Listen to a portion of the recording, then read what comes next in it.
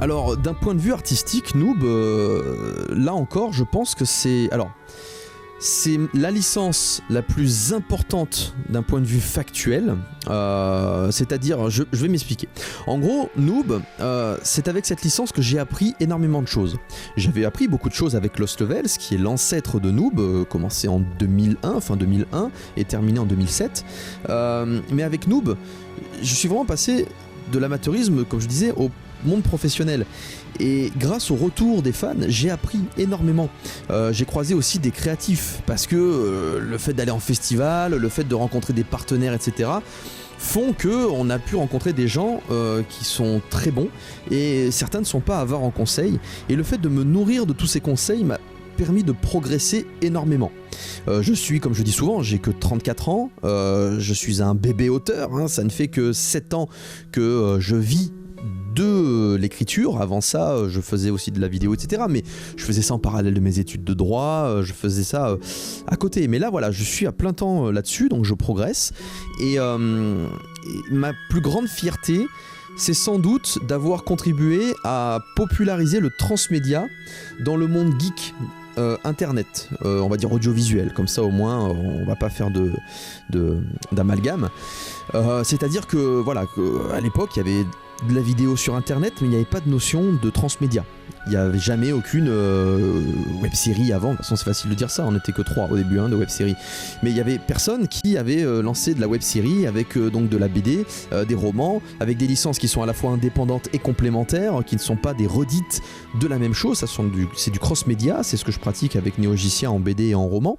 Mais là, je parle bien du transmédia. Et le transmédia, c'est une grande fierté parce que c'est un outil qui m'a comblé d'un point de vue artistique, parce qu'il faut savoir que je suis un auteur un petit peu touche à tout. Je ne suis pas un romancier pur et dur, je ne suis pas un auteur de bande dessinée pur et dur, et je ne suis pas un réalisateur ni un scénariste audiovisuel pure souche. Je suis un auteur transmédia, c'est-à-dire que j'aime bien faire tout ça à la fois, parce que je ne me lasse pas, parce que je peux varier les plaisirs, et parce que chaque support a ses spécificités qui indirectement te font progresser sur un autre. Je m'explique, je vais vous donner un exemple.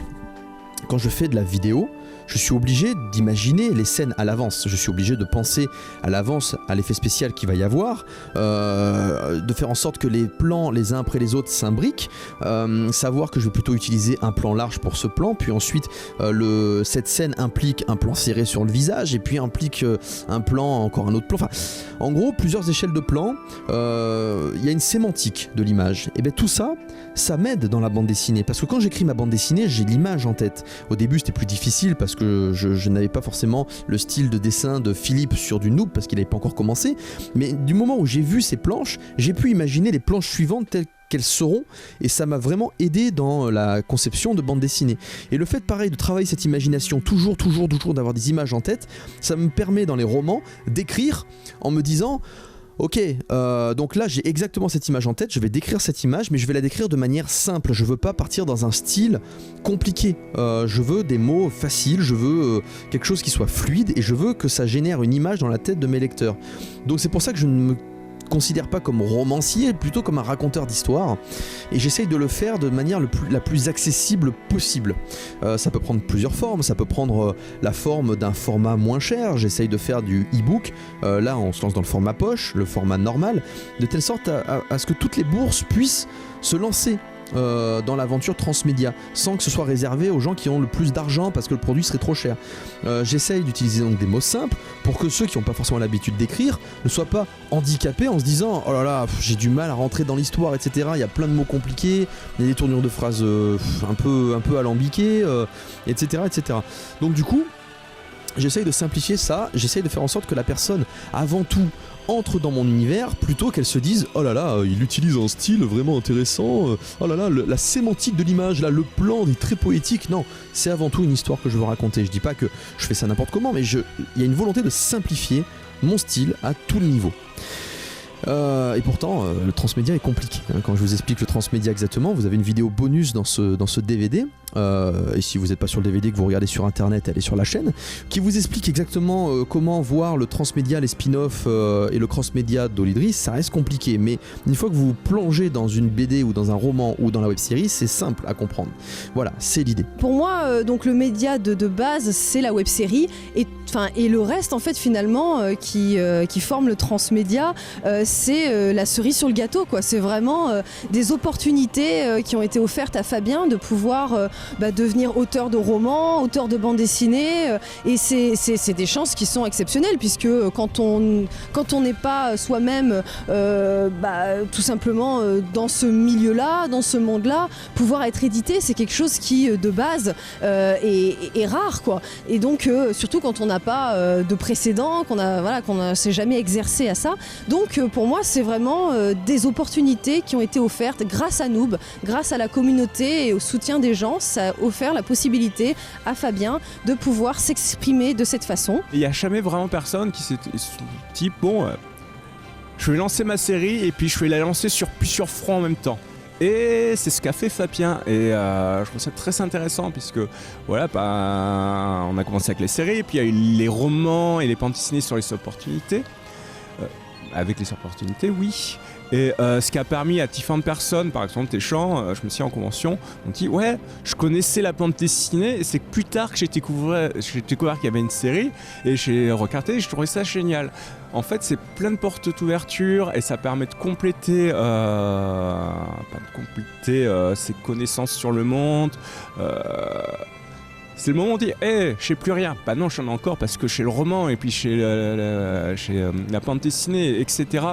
Et puis maintenant on va s'attaquer avec Neochicia, qui va un petit peu plus explorer. Alors il y a Neochicia vraiment, mais on va faire la série, le film, je sais plus, je m'y perds, excusez-moi. Et ça va permettre d'encore plus développer l'univers pour les fans qui veulent en savoir un petit peu plus.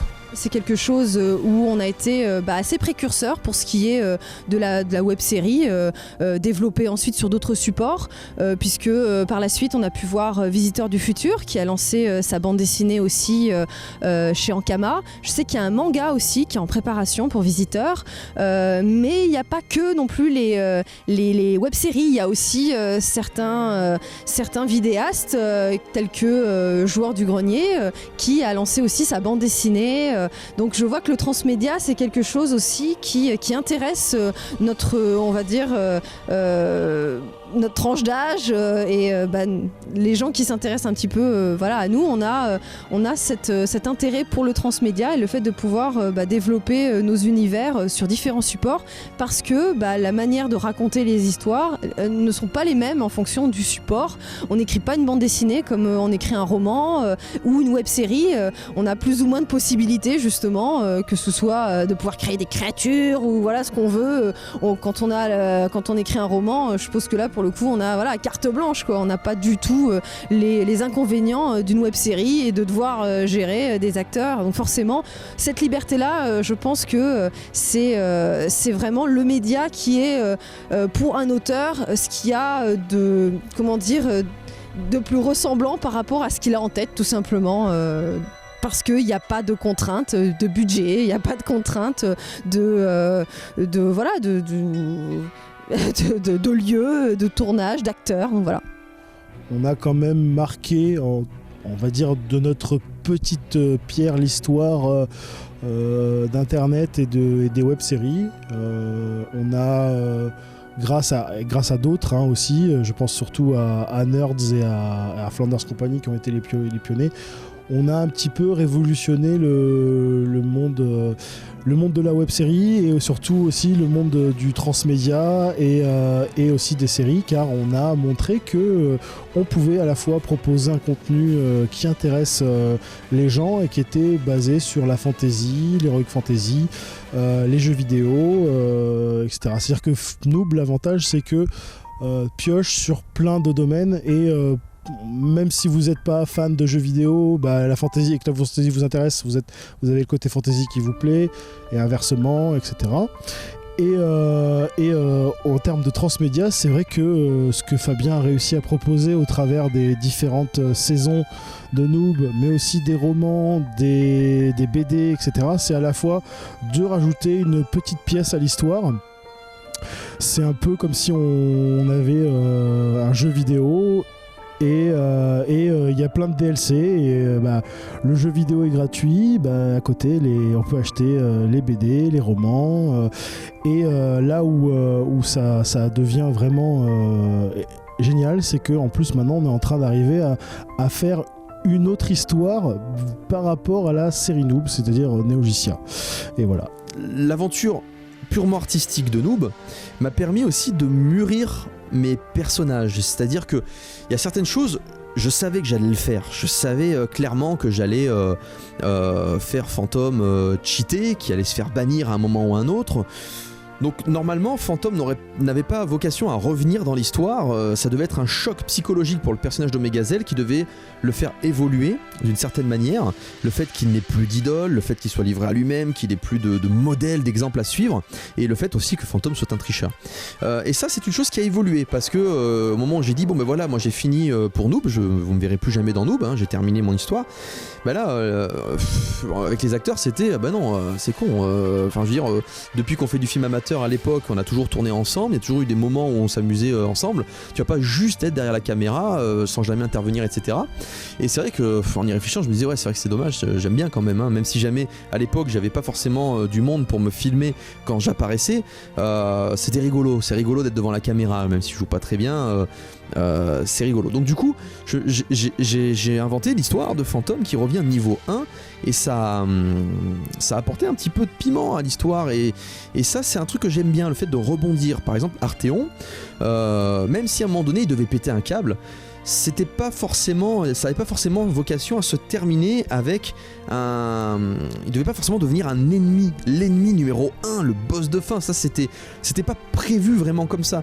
Il devait péter un câble, il devait ensuite y avoir une séparation des membres de la guilde Noob, Arthéon devait devenir une sorte de joueur un peu solitaire, oui effectivement, féru de background, il devait ensuite devenir un PNJ, par contre ça oui, pas un PNJ mais un joueur PNJ, ça c'était prévu, le fait qu'il soit embauché par Europa Entertainment, mais pas au point de devenir un joueur World Boss en fait. Et c'est le fait que John déménage un coup en Moselle, puis après en Allemagne, en Angleterre, etc. Donc le fait qu'il déménage à plusieurs endroits et qui fait que je ne l'avais plus, m'ont fait un petit peu mûrir cette partie du scénario. Et c'est vrai qu'on s'est retrouvé avec un Arthéon qui a pris avec un impact psychologique bien plus exacerbé que ce que j'avais prévu à la base. Pareil, le personnage de Judge Dredd, à la base il était convenu que le personnage de Judge Dredd soit la femme de Tenchirok et qu'il découvre ça après. Parce que à un moment donné on devait apprendre dans l'histoire que la femme de Tenchirok travaillait à Europa Entertainment, mais il savait pas exactement ce qu'elle faisait là-bas. C'est juste qu'à l'époque les deux y travaillaient, qu'ensuite Tenchirok avait été renvoyé pour X raisons, sûrement à cause d'un hacking. Et qu'ensuite le personnage de Tenchirok en fait joue au jeu du chat et la souris par rapport à sa femme qui devait être Judge Dredd. Je crois que c'était un truc comme ça.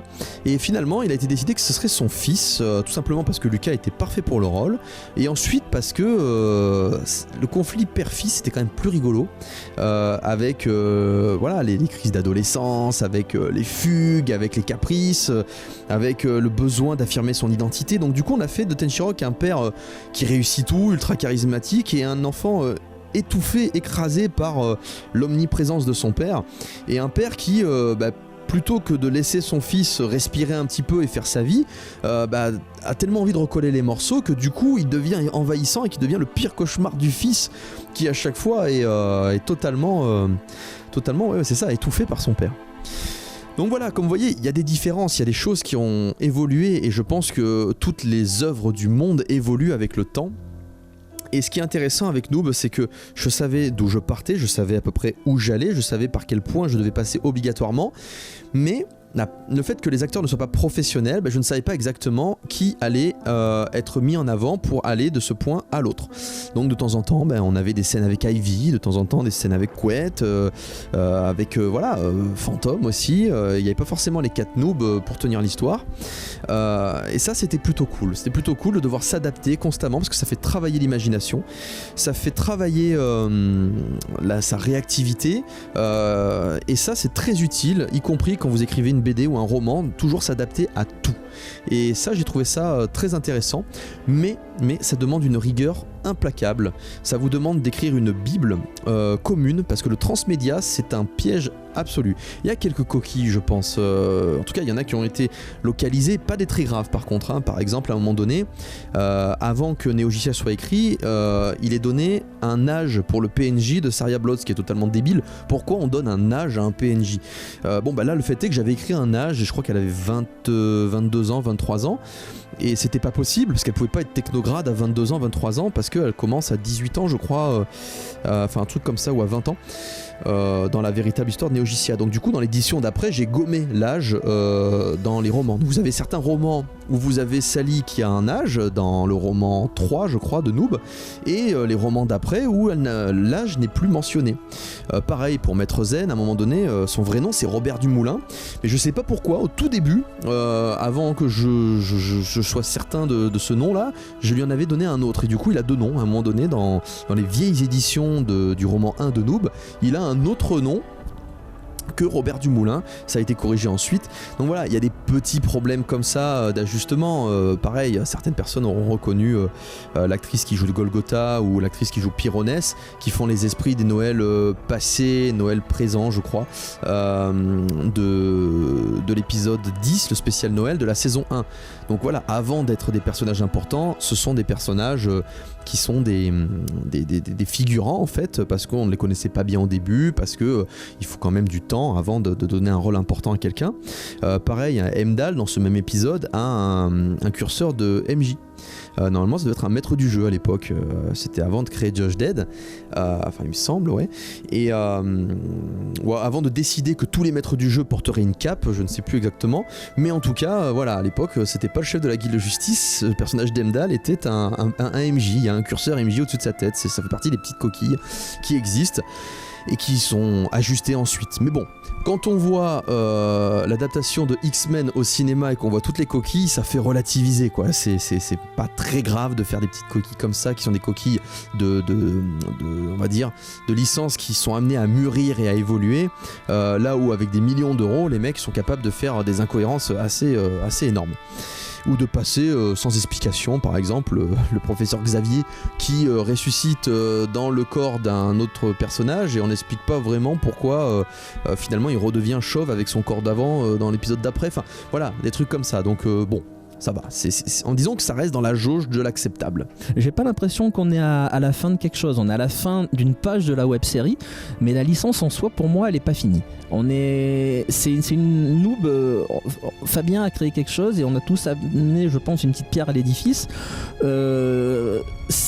C'est une belle licence qui ne demande qu'à se développer, qui a vraiment, je pense, un super avenir, que ce soit en roman, en BD, d'autres web-séries. Je pense que le rêve de beaucoup de personnes dans l'équipe, c'est le dessin animé. Ça, ce sera un truc vraiment génial, parce que pour moi, Noob, c'est du cartoon en live. C'est vrai que déjà, il faut conclure un arc, et que les gens, quand vous suivez une série, vous voulez avoir la fin, donc à un moment, il faut la donner, même si ça fait extrêmement mal de se dire, ça y est, je les vois m'échapper, mes personnages, mais moi je suis en fait il y a tellement de positifs que du coup je suis triste sans l'être. Je me dis il y a d'autres aventures à donner, et si c'est pas avec ces personnages, si c'est autrement, si c'est peu importe comment ce sera, il y a quelque chose qui nous attend derrière, et c'est tout le principe en plus, je trouve que c'est tout le principe du métier de scénariste, c'est-à-dire que nos personnages, ils sont avec nous tout le temps. Donc voilà, d'un point de vue artistique, je suis assez fier de l'évolution des noobs. J'ai à la fois été auteur et à la fois spectateur aussi un petit peu de leur aventure, puisque il a fallu s'adapter, parce qu'il a fallu les faire évoluer en fonction des aléas, parce que quand on est amateur on n'a pas forcément le budget infini et on est obligé de s'adapter aux choses. Et donc je suis vraiment content de ce qui s'est passé, de la manière dont ça s'est passé, et voilà, que ce soit d'un point de vue du rapport humain, d'un point de vue artistique, d'un point de vue des voyages, des rencontres, d'un point de vue aussi des retours de notre communauté, Noob, ce ne sont que des bons souvenirs en fait. Et j'espère vraiment que la nouvelle aventure qui se profile avec Noob Rush, Noob Reroll, Neogicia, Warp Zone Rebirth, les décartomanciens et d'autres licences qu'on pourra créer à l'avenir, j'espère beaucoup que voilà, la fin de Noob est notre point de départ d'un nouveau cycle, et qu'à la fin de ce nouveau cycle on aura autant progressé que la différence qu'on peut observer entre la saison 1 et la saison 8 de Noob. J'espère.